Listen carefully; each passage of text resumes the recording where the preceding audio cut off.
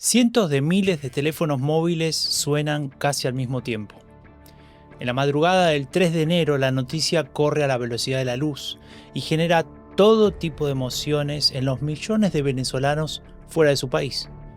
Helicópteros y aviones de los Estados Unidos han entrado al cielo de Caracas. El presidente Donald Trump había ordenado la operación Determinación Absoluta. Primero, un apagón masivo que dejó sin electricidad a gran parte de Caracas.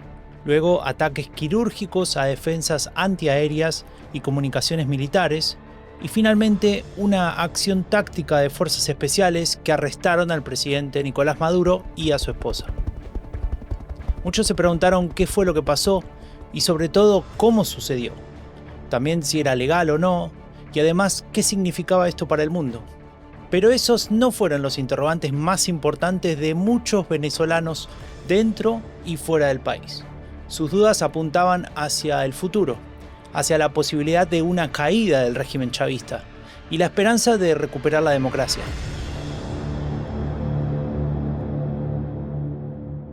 ¿Es justamente eso lo que ha pasado? ¿O estamos ante una continuidad del chavismo con un simple cambio de nombres? Es decir, ¿el país se encamina a una transición que signifique un cambio de régimen? Con estas preguntas abrimos el primer episodio de Bajo la Lupa en 2026. Venezuela. ¿Y ahora qué?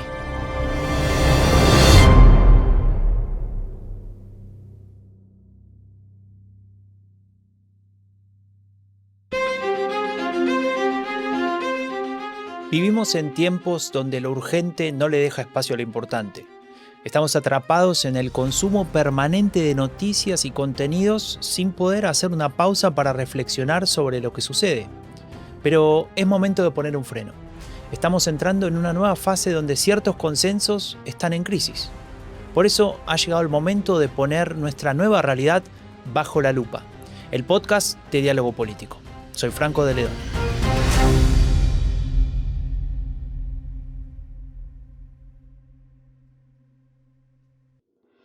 A ver, antes de comenzar, hagamos un repaso rápido. Recordemos que desde el 19 de agosto de 2025, la Marina de los Estados Unidos desplegó un operativo en aguas internacionales justo frente a la costa venezolana.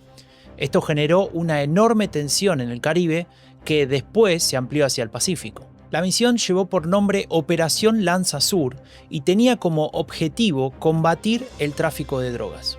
El Departamento de Guerra confirmó el bombardeo a varias lanchas de narcotraficantes con un saldo mayor a 100 fallecidos. Mientras esto se daba, la amenaza contra el régimen de Nicolás Maduro llegó a niveles insospechados.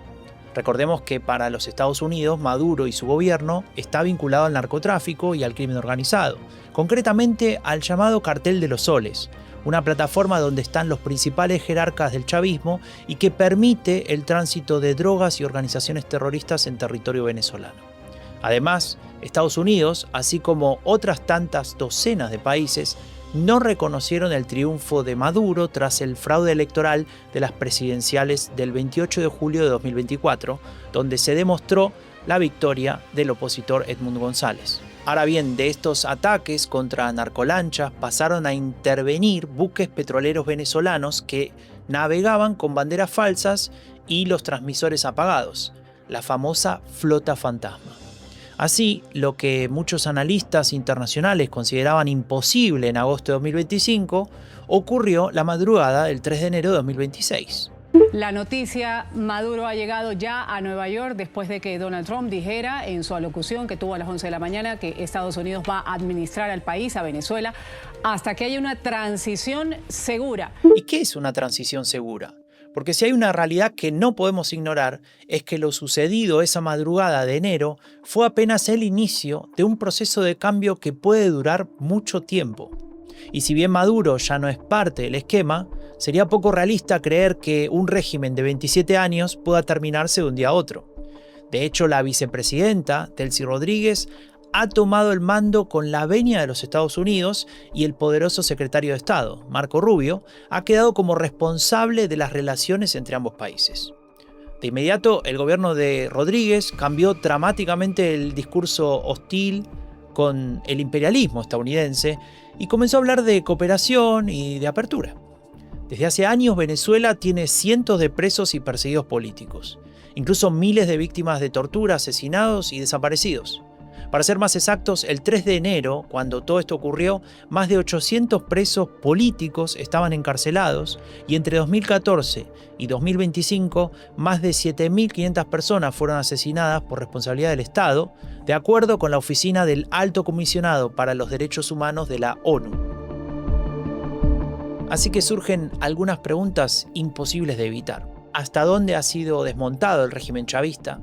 ¿Qué pasa con el movimiento democrático en todo esto? ¿Qué lugar le queda a los dirigentes como María Corina Machado, Premio Nobel de la Paz y líder de la oposición?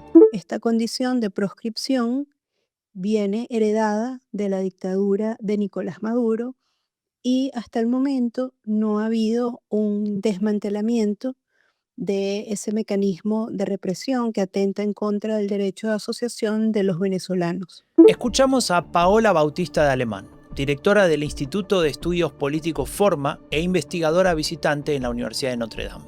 Los partidos políticos de oposición forman parte de o integran una coalición que se llama la Plataforma Unitaria Democrática, que está integrada por 8 partidos políticos, entre los cuales se encuentra Primero Justicia.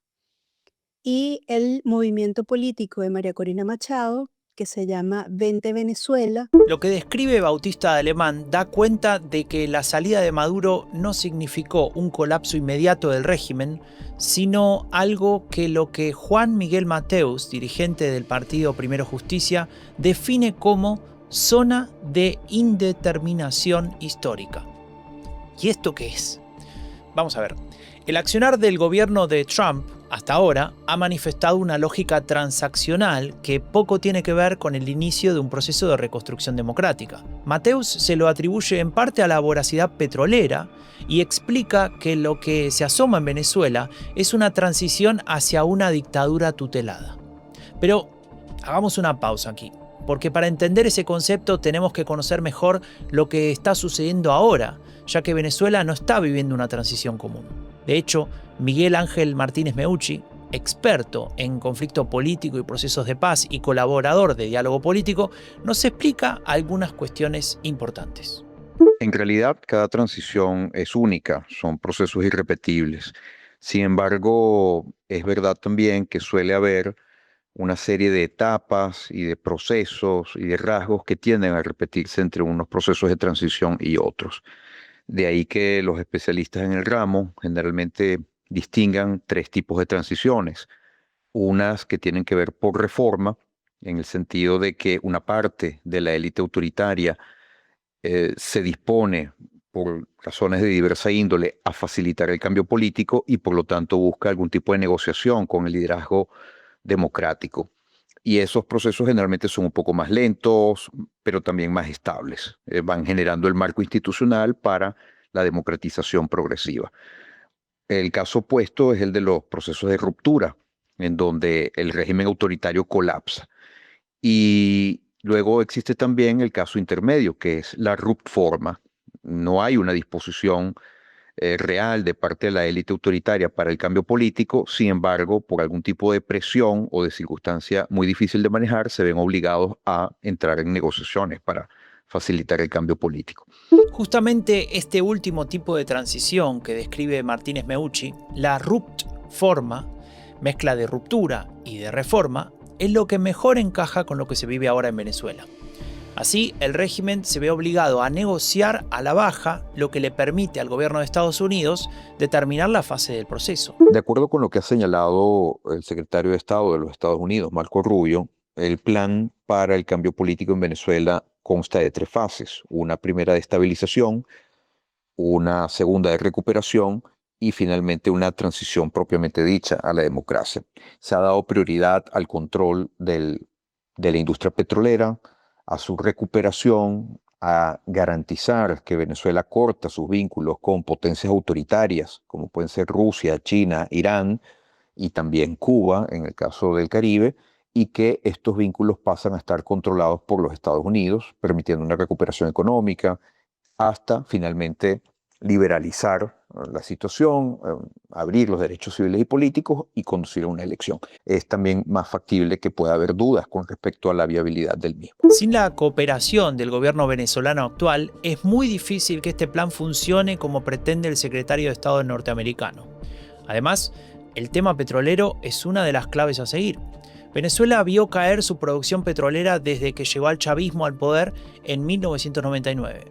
Desde entonces su industria se ha visto casi desmantelada, fuertemente politizada y presa de la corrupción. Así pasó de producir 3,5 millones de barriles por día a apenas unos 900.000 en 2025. Para que te hagas una idea, en el mundo se producen casi 100 millones de barriles diarios. Entonces no hay que sacar muchas cuentas para darse cuenta de que Venezuela se había convertido en un actor poco importante en esa industria. Para los Estados Unidos, la reorganización del negocio petrolero venezolano no solo es una oportunidad para sus empresas que pueden apostar a la reconstrucción y sacar buenas ganancias, sino también para estabilizar el país y dejar fuera de la región los intereses chinos, rusos, iraníes, cubanos, con los que Venezuela salió muy estrechamente durante el gobierno de Hugo Chávez y Nicolás Maduro. Recordemos que esa cooperación no ha sido voluntaria, sino que en gran medida ha sido consecuencia de una acción de fuerza como fue la extracción de Maduro de Venezuela. Y dentro de la cúpula de gobierno todavía vigente en el país, existen muchos personajes que están acusados por crímenes de lesa humanidad, violaciones de derechos humanos y gigantescos actos de corrupción.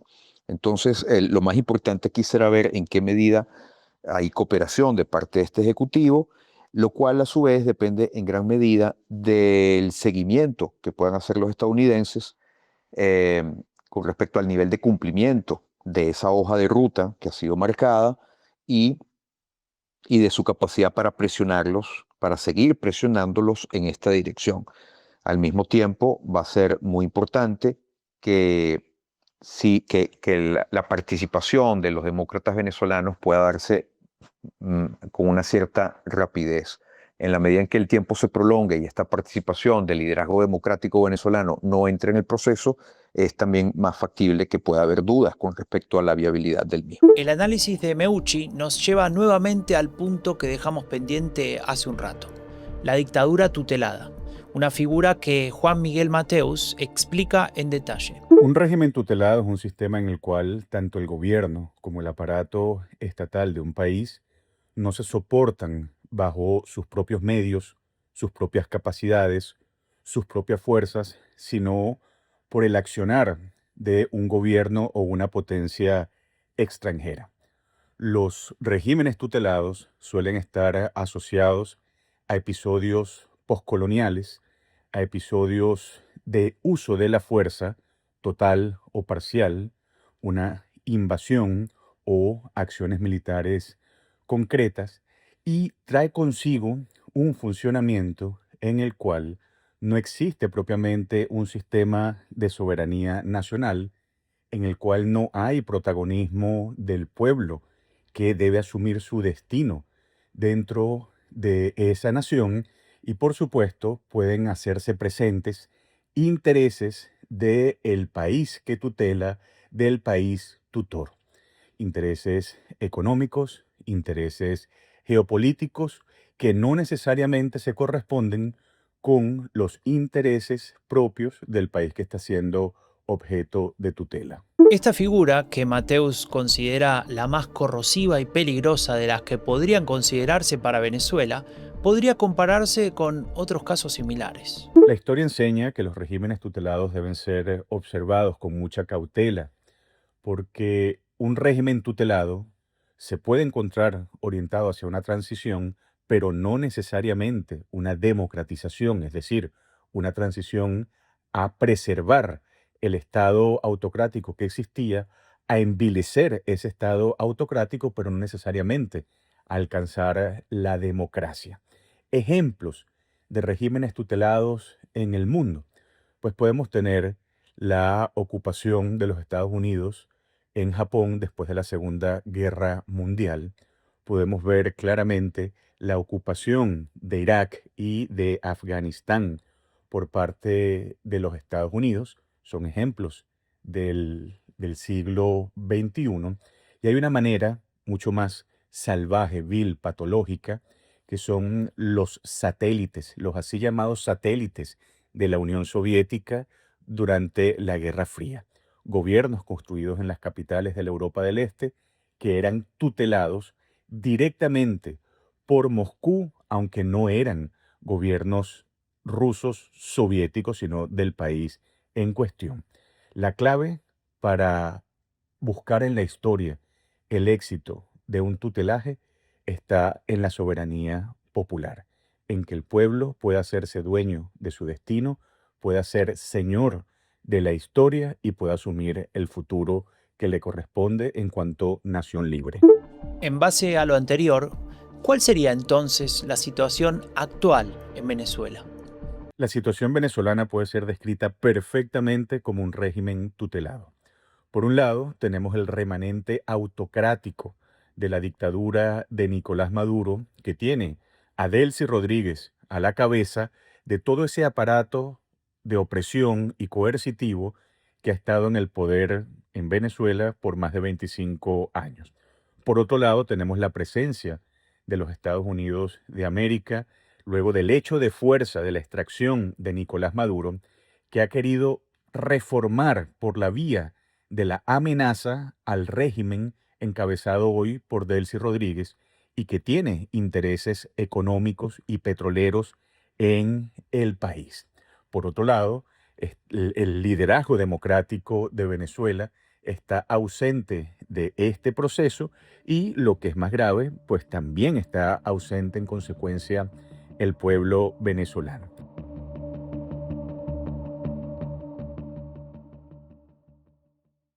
El rol de la diáspora ha sido muy importante para visibilizar lo que es la tragedia de nuestro país.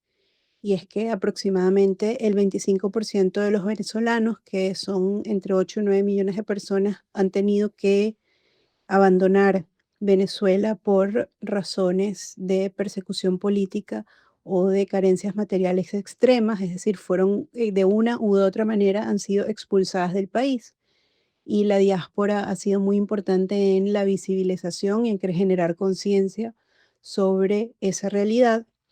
Además, cuando hemos tenido hitos democratizadores, como por ejemplo la elección primaria o la elección presidencial del 28 de julio de 2024, la diáspora también cumplió un rol muy importante al organizar a este gran número de venezolanos que están en el exterior para poder levantar su voz y participar. La descripción de Paola Bautista de Alemán nos obliga a preguntarnos si en esta fase de tanta incertidumbre los millones de exiliados venezolanos se pueden convertir en un actor político decisivo. De hecho, la principal líder de la oposición y Premio Nobel de la Paz está en este momento en los Estados Unidos, desde donde ha desplegado una agenda de contactos internacionales para reorganizar la oposición, comenzando por reunirse con el propio Donald Trump, el secretario de Estado Marco Rubio y varios congresistas del Partido Republicano y el Partido Demócrata. Entonces, ¿es posible el apoyo de los venezolanos que están afuera? ¿Qué papel tienen los migrantes y los que están en la diáspora por el mundo? El liderazgo político exiliado tiene un rol muy importante en la capacidad de articulación de esfuerzos que se puedan hacer dentro del país. Por eso yo siempre pienso que la división de los venezolanos no radica en el lugar en donde estemos. El problema no es quién está dentro y quién está fuera. El problema es quién decidió enfrentar a la democracia y quién trabaja para fortalecer a la dictadura. De modo que creo que el rol de los opositores en el exilio es un rol muy importante y que abona mucho al desarrollo político de los acontecimientos. Y entonces, ¿ahora qué? Esto se preguntan muchos venezolanos dentro y fuera del país y también nos lo preguntamos nosotros que seguimos el tema. Buscar respuesta nos ha llevado a un terreno empinado que muestra las dificultades de la restauración democrática en el corto plazo. La posibilidad de una dictadura tutelada genera incertidumbre, aunque también es verdad que todo esto está sucediendo muy rápido y que las cosas pueden cambiar. El verdadero desafío está en que esta transición no culmine en un simple reordenamiento de poderes, sino en una oportunidad para que la sociedad venezolana transforme la crisis en el camino definitivo hacia la democracia y la paz. Y hasta aquí llegamos por hoy. Ingresá a dialogopolitico.org para leer más sobre la política global y latinoamericana. No te olvides de registrarte en el newsletter para recibir cada semana lo más relevante en tu email. Y te pedimos que te suscribas y que nos dejes una valoración en Spotify, en Apple Podcasts, en iVoox o en cualquiera sea la plataforma que utilizas para escucharnos. Yo soy Franco de Ledone y esto fue Bajo la Lupa, el podcast de Diálogo Político. Nos escuchamos muy pronto.